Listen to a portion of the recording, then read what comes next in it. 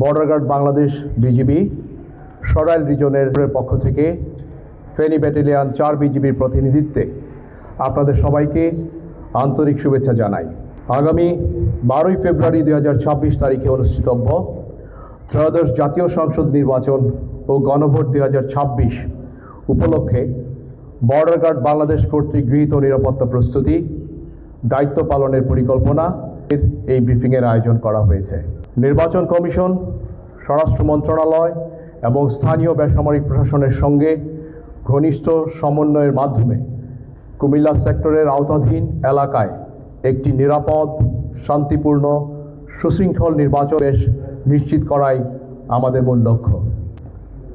কুমিল্লা সেক্টরের দায়িত্বপূর্ণ এলাকায় border guard Bangladesh 6টি জেলায় ব্রাহ্মণবাড়িয়া, কুমিল্লা, চাঁদপুর, নোয়াখালী, লক্ষ্মীপুর ও ফেনী জেলায় 53টি উপজেলা জুড়ে অবস্থিত 34টি সংসদীয় আসনে অন্যান্য আইন শৃঙ্খলা বাহিনীর সাথে সার্বিক নিরাপত্তা ও আইন শৃঙ্খলা রক্ষায় দায়িত্ব পালন করবে।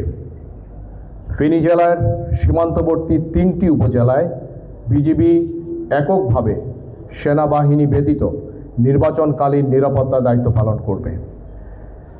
সীমান্তবর্তী আরও 9টি উপজেলা এবং অন্যান্য 41টি উপজেলায় বাংলাদেশ সেনাবাহিনী ও অন্যান্য আইন শৃঙ্খলা রক্ষাকারী বাহিনীর সঙ্গে সমন্বয়ের মাধ্যমে বিজিবি মোবাইল স্ট্রাইকিং ফোর্স হিসেবে দায়িত্ব পালন করবে। ইতোমধ্যে আমাদের সদস্যবৃন্দ 2টি ধাপে বিভিন্ন প্রশিক্ষণ কার্যক্রমে অংশগ্রহণ করেছে, তারা মহড়া অনুশীলন করেছে।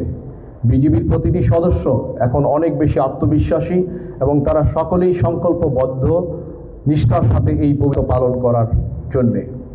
পূর্ববর্তী অভিজ্ঞতার আলোকে কোনো স্বার্থান্বেষী মহল, অপরাধী চক্র বা চরমপন্থী গোষ্ঠী যেন সহিংসতা, ভয়ভীতি বা নাশকতার মাধ্যমে নির্বাচন প্রক্রিয়া ব্যাহত করতে না পারে সে বিষয়ে বিজিবি সর্বদা সতর্ক থাকবে।